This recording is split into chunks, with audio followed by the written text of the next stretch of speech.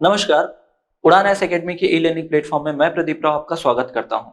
इस वीडियो में हम देखने वाले हैं मुख्य परीक्षा वर्ष 2019 के प्रश्न पत्र नंबर 3, जहां हम देखेंगे भाग 1 भारतीय इतिहास के प्रश्नों को, और इन्हीं पर चर्चा करते हुए हम देखेंगे कि वर्ष 2020 मुख्य परीक्षा में कैसे प्रश्न यहाँ पर पूछे जा सकते हैं। परंतु आगे बढ़ने से पूर्व हम आपको बता दें, उड़ान ऐस एकेडमी अपने 10 वर्ष की निरंतरता को बनाए हुए इस बार भी आपके लिए लेकर आया है प्रारंभिक परीक्षा हेतु टेस्ट श्रृंखला, जिसमें आपको मिलेंगे 72 टेस्ट, और अधिक जानकारी के लिए आप नीचे दिए गए नंबरों पर कॉल कर सकते हैं। प्रश्नों की ओर बढ़ने से पहले हम देख लेते हैं कौन कौन से विषय वस्तु हमारे भारतीय इतिहास में शामिल हैं। इसी के आधार बनाकर हम बात करेंगे कि कौन कौन से प्रश्न या कौन कौन से टॉपिक हैं जिससे प्रश्न आ सकते हैं। तो देखिएगा, कुछ टॉपिक जो है मुख्य परीक्षा 2018 से शामिल हुए हैं, जैसे कि आपको पता है प्रागैतिहासिक काल, शुंग और सातवाहन, दक्षिण भारतीय प्रमुख राजवंश और मध्यकालीन इतिहास। वही मध्य भारत के इतिहास में दिल्ली सल्तनत और मुगल काल को शामिल किया गया है। आधुनिक भारत का सिलेबस वैसे ही विस्तार में है, तो जहां पर आपको ज्यादा से ज्यादा गहन अध्ययन की जरूरत है तो ये सिलेबस है, और इसमें भी कुछ नवीन तत्व शामिल किए गए, जैसे दलित सुधार आंदोलन और मुस्लिम सुधार आंदोलन, और यहाँ पर स्पेशली लिखा गया है अलीगढ़। तो यहाँ पर स्पेशली मेंशन था अलीगढ़, इसलिए आपने देखा होगा मुख्य परीक्षा 2018 में यहाँ से प्रश्न पूछा गया 15 अंक का। तो देखिएगा, इस प्रकार का सिलेबस है। आगे हम चर्चा करेंगे इस सिलेबस पर जब हम प्रश्नों की ओर चर्चा कर लेंगे। तो देखिएगा, वर्ष 2019 में पूछे गए प्रश्न कौन कौन से थे। जैसे कि आपको पता है 2 अंक के जो प्रश्न है वो 8 होती है उनकी संख्या। तो देखिएगा, कालीबंगा के उत्खनन से प्राप्त साक्ष्यों का उल्लेख करें, ये प्रश्न सिंधु घाटी सभ्यता से। तो देखिएगा, वर्ष 2012 से लेकर 19 तक यहां से प्रत्येक वर्ष जो है 2 अंक का प्रश्न पूछा गया। मतलब ये जो सिंधु घाटी सभ्यता है ये काफी ज्यादा इंपॉर्टेंट है। फिर महात्मा बुद्ध के महापरिनिर्वाण के उपरांत हुई जो विभिन्न बौद्ध संगीति थी उनके बारे में आपको चर्चा करनी है। फिर उसके बाद देखिएगा, अगला है मोहम्मद बिन तुगलक की सांकेतिक मुद्रा की असफलता के क्या कारण थे। फिर इसके बाद अगला जो प्रश्न है वो विजयनगर साम्राज्य से है कि उनके पतन का 2 कारण लिखिए। अगले प्रश्न की ओर बढ़े तो आप देखते हैं महाराष्ट्र में सत्यशोधक समाज की स्थापना के क्या उद्देश्य थे। फिर फ्रांसीसी कंपनी का भारत के किन स्थानों पर प्रभुत्व स्थापित था। इसके बाद हम देखते हैं ब्रिटिश द्वारा अंग्रेजी काल में किए गए आवागमन और संचार के साधनों के विकास का उद्देश्य क्या था। इस पर भी ये टॉपिक से रिलेटेड है, हम बात करेंगे कि किस किस प्रकार के टॉपिक से कैसे प्रश्न पूछे गए। फिर अगला प्रश्न है आजाद हिंद फौज की स्थापना में मोहन सिंह की भूमिका के बारे में। तो अगर आप ध्यान से देखें तो ये चारों के चारों प्रश्न आपको आधुनिक भारत से दिखाई दे रहे हैं। वही जो हमने पिछले स्लाइड में देखा था, तो वहां पर आप देख पा रहे होंगे कि ये जो 2 प्रश्न हैं ये प्राचीन भारत से, और ये 2 जो प्रश्न हैं ये आपके मध्य भारत से। मतलब यहाँ पर आप किसी भी भाग को छोड़ नहीं सकते, तीनों के तीनों भाग ही समान रूप से महत्वपूर्ण है आपके परीक्षा के लिए। बात करें अगर 4 अंक के कौन कौन से प्रश्न पूछे गए हैं, तो जैसे कि आप जानते हैं यहाँ से कुल 5 प्रश्न पूछे जाने हैं भाग 1 में। तो देखिएगा, पहला प्रश्न ऋग्वेद अर्थात वैदिक काल से संबंधित है, जहां पर सभा और समिति के बारे में आपको बताना है, उसके महत्व पर प्रकाश डालना है। दूसरा प्रश्न जो पूछा गया है चोल प्रशासनिक व्यवस्था से, जैसे कि हमने सिलेबस में देखा है चोल जो है दक्षिण भारतीय इतिहास के अंतर्गत आएगा। फिर दीन ए इलाही, अगर आपने मुख्य परीक्षा 2018 का भी प्रश्न पत्र देखा होगा तो यहाँ पर ये प्रश्न क्या है वापस से लिया गया है, सेम प्रश्न उठाया गया है। फिर उसके बाद देखिएगा, ब्रिटिश कालीन भू राजस्व व्यवस्था के दुष्परिणामों का उल्लेख कीजिए। ये प्रश्न आधुनिक भारत से एक आपको दिखाई दे रहा है, और दूसरा प्रश्न आपको दिख रहा है होम रूल आंदोलन से संबंधित, जहां पर पूछा गया है इसके मुख्य उद्देश्य बताना है। तो यहां पर भी आप देख रहे हैं 2 प्रश्न आपको प्राचीन भारत से दिखाई दे रहे हैं, 1 प्रश्न मध्य भारत से, और 2 प्रश्न आपको कहां से दिख रहे हैं आधुनिक भारत से। जैसे कि पिछले स्लाइड में मैंने बताया था 2 अंक वाले में कि समान रूप से सभी के सभी महत्वपूर्ण है, तो वो आपको यहां पर भी दिख रहा है। बात करें अगर 8 अंक के जो 3 प्रश्न पूछे जाते हैं उसमें कैसे प्रश्न पूछे गए हैं, तो देखिएगा, पहला प्रश्न है क्या अजंता की 17वीं गुफा चित्रशाला थी, स्पष्ट कीजिए। वही दूसरा प्रश्न आपको अलाउद्दीन खिलजी के सैन्य व्यवस्था पर आधारित। वही तीसरा प्रश्न में पूछा गया है राष्ट्रीय आंदोलन में लोकमान्य बाल गंगाधर तिलक के जो सहयोग थे, उनके जो कार्य थे उनको रेखांकित करना। तो यहाँ पर आपको एक एक प्रश्न दिखाई दे रहे हैं प्राचीन भारत से, मध्य भारत से और आधुनिक भारत से। तो ये जो तीनों के तीनों जो है प्रश्न वो अलग अलग भाग से, मतलब मैंने जो पिछले स्लाइड में बोला था कि तीनों ही भाग आपके लिए बहुत ज्यादा महत्वपूर्ण है। हाँ, आप पहले ये हो सकता है कि आप वेटेज दे सकते हैं आधुनिक भारत को, लेकिन तीनों के तीनों ही जो भाग हैं प्राचीन, मध्य और आधुनिक, वो समान रूप से महत्वपूर्ण है एग्जाम के लिए। वही 15 अंक के जो 2 प्रश्न पूछे जाते हैं, जहां आपको एक प्रश्न का आंसर लिखना होता है उसमें किस प्रकार के प्रश्न पूछे गए हैं। तो देखिएगा एक मॉडर्न से आपको दिखाई दे रहा है, काकोरी क्रांतिकारी घटना का उल्लेख करते हुए ब्रिटिश सरकार द्वारा उनके दमन पर प्रकाश डालिए। फिर एक प्रश्न दिया हुआ है कहां से, तो बौद्ध धर्म ने भारतीय संस्कृति को किस सीमा तक प्रभावित किया, स्पष्ट कीजिए। ये प्रश्न पूछा गया है। तो देखिए ये प्रश्न जो है 15 मार्क्स का है और एक 2 नंबर का भी प्रश्न बौद्ध धर्म से पूछा गया। मतलब अगर आप ध्यान से देखें तो 17 नंबर का प्रश्न तो बौद्ध धर्म से ही पूछा है। तो इन्हीं प्रश्नों को आधार बनाते हुए हम महत्वपूर्ण टॉपिक पर चर्चा कर सकते हैं कि वर्ष 2020 मुख्य परीक्षा में किस टॉपिक से संबंधित प्रश्न पूछे जा सकते हैं। तो चर्चा करते हैं कि वर्ष 2020 के लिए मुख्य परीक्षा में कौन कौन से टॉपिक आपके लिए महत्वपूर्ण होंगे।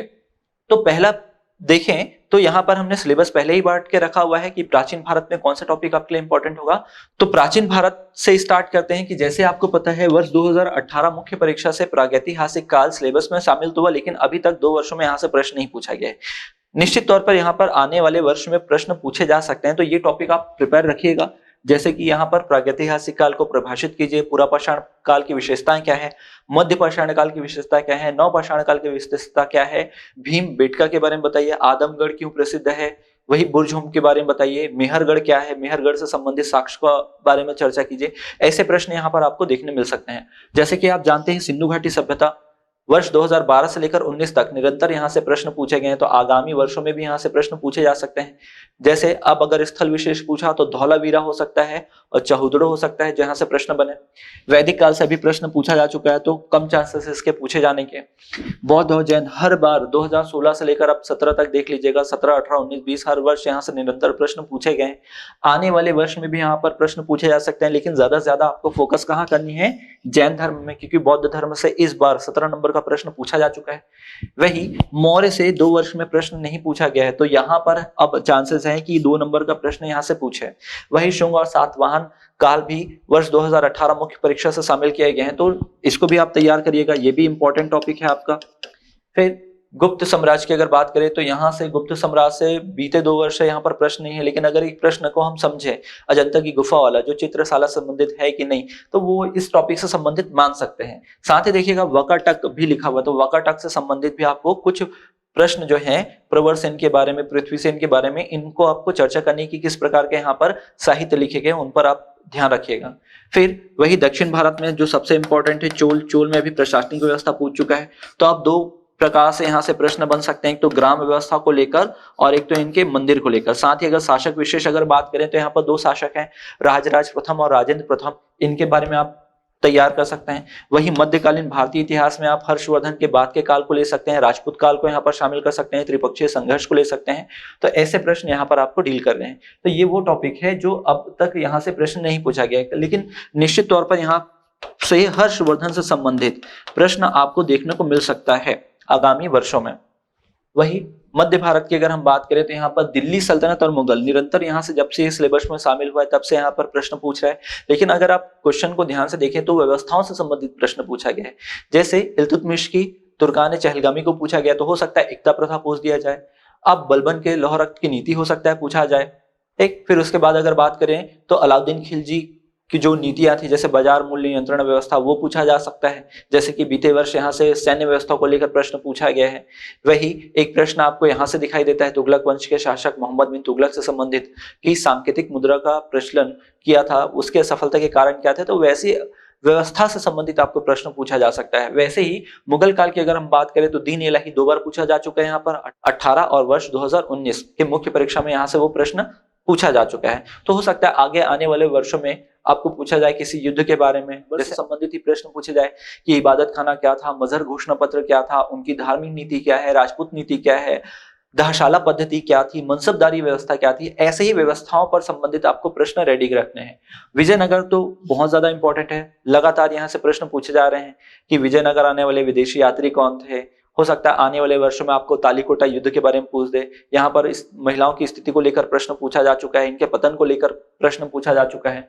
वही भक्ति और सूफी आंदोलन की अगर बात करें तो वर्ष 2018 में यहाँ से प्रश्न पूछा गया था, 19 में नहीं है, तो इसलिए ये टॉपिक है ये इंपॉर्टेंट हो जाता है, क्योंकि ये यहाँ से जो भी प्रश्न बनेगा वो 8 अंक का बनेगा। वही देखिएगा क्षेत्रीय भाषाओं का विकास, इससे एक बार प्रश्न पूछा जा चुका है जब सिलेबस में परिवर्तन नहीं हुआ था, लेकिन अब जो है कम चांसेस है कि इस टॉपिक से प्रश्न आए। अब वही आप जानते हैं 2018 मुख्य परीक्षा में यहाँ से जो मराठा है वहां से क्या है 8 नंबर का प्रश्न पूछा गया अष्टप्रधान से, तो निश्चित तौर पर 2020 मुख्य परीक्षा में यहाँ से प्रश्न पूछा जा सकता है।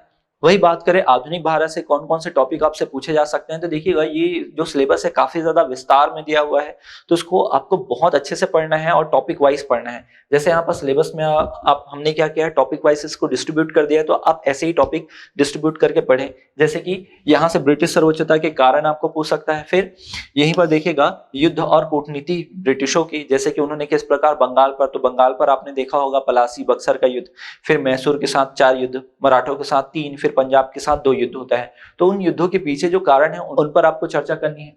फिर भू राजस्व से, जैसे कि आपने देखा कि भू राजस्व के दुष्परिणाम क्या थे, ये प्रश्न टॉपिक से ही पूछा गया है, ये इंपॉर्टेंट है। चौथा पॉइंट पर अगर हम नजर डालें तो यहाँ पर लिखा हुआ है ब्रिटिश ईस्ट इंडिया कंपनी के भारतीय रियासतों के साथ किस प्रकार के संबंध थे, तो अगर आप इसके विस्तार में पढ़ें तो आपको पता चलेगा पहले सुरक्षा की नीति, फिर समान संघ की नीति, अधीनस्थ संघ की नीति, बहुत सारी नीति आप देखेंगे यहाँ पर। वैसे ही प्रशासनिक संरचना, जैसे आपने देखा होगा हड़प नीति क्या थी, द्वैत शासन क्या था, ये ऐसी व्यवस्था का यहाँ पर अध्ययन करना है। आपको पढ़ना होगा 1858 के पश्चात अर्थव्यवस्था में रेलों का विकास, औद्योगिकरण, तो आपको पता होगा एक प्रश्न यहाँ से पूछा गया है आवागमन और संचार के विकास के पीछे अंग्रेजों का उद्देश्य क्या था, तो यहीं से वो टॉपिक उठा हुआ है। फिर यहाँ से संवैधानिक विकास से संबंधित एक प्रश्न आपको मिल सकता है। अगर ये जो प्रश्न आया संवैधानिक विकास से संबंधित, ये निश्चित तौर पर आपको 8 और 15 नंबर में ही पूछेगा, तो यहाँ पर आप ध्यान दीजिएगा कि महत्व पूछेगा कि प्रावधान पूछेगा। तो अगर महत्व पूछे तो प्रावधान नहीं लिखना है, उसके पीछे जो इंपॉर्टेंस है उस एक्ट का वो आपको बताना है, तो वो ध्यान दीजिएगा कि महत्व पूछते हैं तो हम कहाँ क्या लिख के आ जाते हैं, प्रावधान लिख के आ जाते हैं, लेकिन महत्व अलग है प्रावधान अलग है, इसको आप ध्यान दीजिएगा इस बात को। फिर समाज सुधार आंदोलन से बीते वर्ष यहाँ से प्रश्न पूछा गया है, तो अब आने वाले वर्ष में भी हो सकता है प्रश्न पूछे।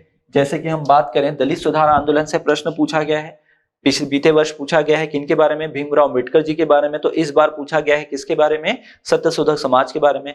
आने वाले वर्ष में भी इससे निरंतर प्रश्न पूछे जा सकते हैं। वही सिलेबस में नवीनतम जो शामिल था मुस्लिम में सुधार आंदोलन, और उसमें स्पेशली मेंशन है क्या, दलित सुधार आंदोलन, तो यहाँ से 15 अंक का प्रश्न पूछा गया है वर्ष 2018 मुख्य परीक्षा में। तो देखिएगा यहाँ पर अगर और टॉपिक के बारे में बात करें तो यहाँ से क्रांतिकारी आंदोलन काकोरी कांड से प्रश्न पूछा जा चुका है 15 मार्क्स में, होम रूल लीग आंदोलन पूछा जा चुका है। तो ये वो टॉपिक है जिसमें आपको कम ध्यान देना है, ये वो टॉपिक है जहां पर आपको ज्यादा से ज्यादा फोकस करनी है, क्योंकि ये नवीनतम शामिल है। आजाद हिंद फौज से भी प्रश्न पूछा जा चुका है, तो ये कम इंपॉर्टेंट टॉपिक हो गया। फिर बात करें ये सबसे इंपॉर्टेंट टॉपिक अगर बन सकता है तो रियासतों का विलीनीकरण। इसमें हो सकता है आपको पूछे कि सरदार पटेल जी की भूमिका किस प्रकार थी, कौन कौन से 3 रियासत थे जिन्होंने भारत के साथ शामिल होने में देरी की थी, क्या कारण थे, उन पर आपको चर्चा करनी है। बाकी जो प्रश्न है जैसे 1857 की क्रांति, यहाँ पर नेताओं से संबंधित कई प्रश्न पूछे जा चुके हैं, तो उन प्रश्नों पर आपको थोड़ा सा ध्यान रखना है कि कैसे प्रश्न यहाँ पर पूछे गए, उन्हीं प्रश्नों को आपको रेडी रखना है। तो इतने जो टॉपिक हैं जो इंपॉर्टेंट है वो मैंने आपको बता दिए हैं आगामी परीक्षाओं के लिए। तो इतना हमने आज की इस वीडियो में देखा। हमने देखा कि वर्ष 2019 की मुख्य परीक्षा में कैसे कैसे प्रश्न पूछे गए, उसके आधार पर हमने संभावित जो टॉपिक है महत्वपूर्ण उन पर हमने चर्चा कर ली है। तो ऐसे ही वीडियो हम लाते रहेंगे आपके लिए वर्ष 2020 के लिए। इस क्लास में इतना ही, मिलते हैं अगले क्लास में, तब तक के लिए धन्यवाद।